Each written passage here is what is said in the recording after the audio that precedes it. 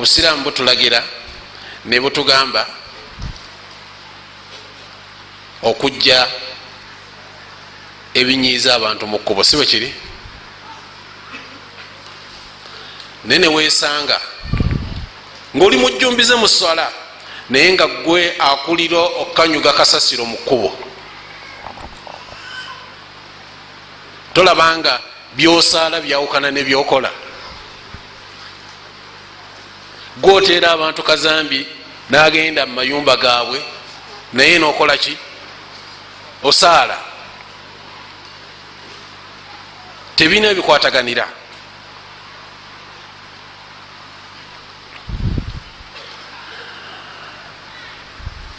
abo mulala ogenda okusaala eswala, wotuuse mu kkubo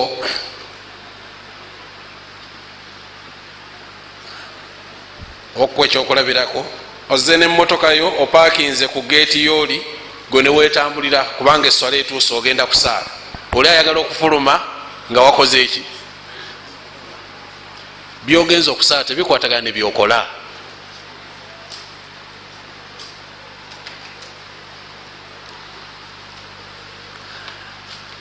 n'olwensonga eyo tugamba omuntu yandibadde yeetunuulira mu mpisa ze. nabbi muhammadi sallallahu alaihi wasallam hadithi mwenna mugimanyi, yabuuza nti mumanyi omwavu lunkupe? baswaba bamuddamu batya? wangi talina ki? talina maali, talina biki. bwe yabaanukula yabagamba atya? yabagamba entegeera yammwe gyemutegeddemu bwetyo mutegedde, naye al muflis gwe bayita omwavu lunkupe ye muntu agenda okujja ku lunaku lw'enkomerero bisalatin wa bisiyamin wa zakatin, azze n'ebisiibwa, azze ne zaka, azze na buli kintu kyonna, emirimu. nga bw'otunuulira emirimu gye osobola okusinziira ku jjo n'ogamba nti wamuki, naye ng'alina obuzibu. kadi shatama hatha, alina gwe yakola ki? yavuma. kadhafa hatha, alina gwe yatemerera. bino byonna nabbi byayogerako basiraamu, byonna bitutambuliramu illa man rahima rabbi. okujjako allah bwaba akoze eki? gwaba asaasidde. akala maala hatha, alina gwe yali azamanya namubbako esente, yalina omusaayi gwe yayiwa. allah kyagenda okukola, agenda kuddira ebirungi byono byonna, swala biki abiwe gwe bakola ki? gwe bavuma, gwe bali azamanya, gwe bakola ki? kibula waliwo omumanyi omu yagamba nti allah baba akwagadde, omanyi kyakukolera? allah akuteerawo abakukolera emirimu. okitegedde? bwaba akwagadde allah akuteerawo abakola ki? ng'oli buli swala gyasala ejja ku akawunti y'obutereevu, ekisiibwa ekisiibwa kijja ku akawunti y'obutereevu.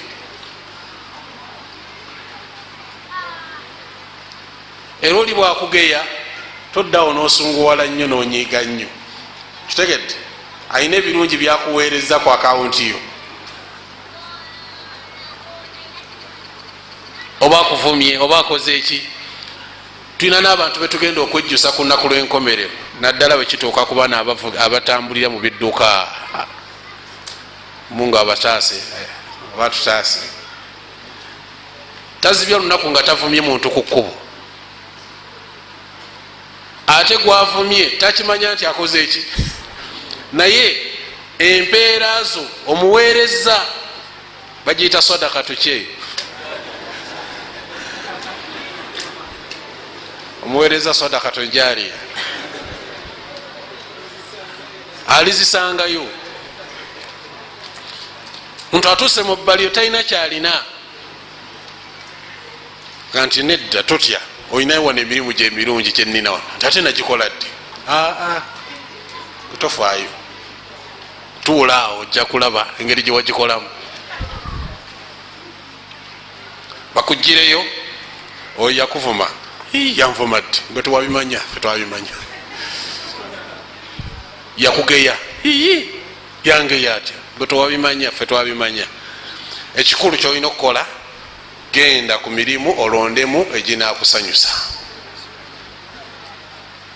Kyembaganye nti Allah baba akwagadde akuteerawo abakolaki abakukolera emirimu. Era olituuka ku lunaku lw'enkomerero noga nti alhamdulillah singa bayongera bangi ne bangeya.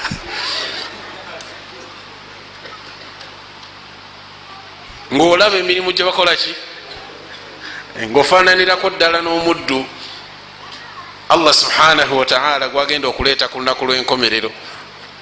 Amugambe nti musiraamu minzaaniyo gira bwegamba nga mutuufu alaba talina jadda,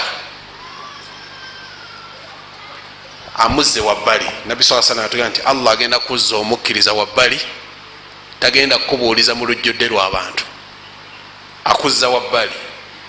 Muddu wange ojjukira kano ke wakola nakano okajjukira. Engeri gye byali nti byali wakati wange naawe bikusonyiye, nkusonyiye, kyali wakati wange ate mbikyusizaamu nkuwaddemu ebirungi. Age nti Allah olina amazambi gotayogedde, nali nenalikola waliwo neddala enakola. Alaba kusinzira Allah ebirungi byamuwa. Ulaika yubaddilu llahu sayiatihim hasanat. Waliwo mikwano gya Allah kitegedde bagenda okukyusiriza, balabanga ensobi naye nga Allah agenda bikyusa bibyo birungi.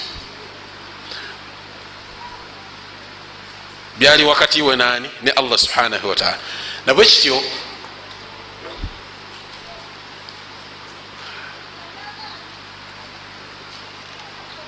Nabbi sallallahu alayhi wasallam hadithu yatulaze nti omukkiriza wegendereze nnyo, waliwo ekintu ekijja okukumalako ebirungi byo naye nga tokola ki tokimanyi, naddala ebikwatagana ne ku al akhlaq, ebikwatagana neki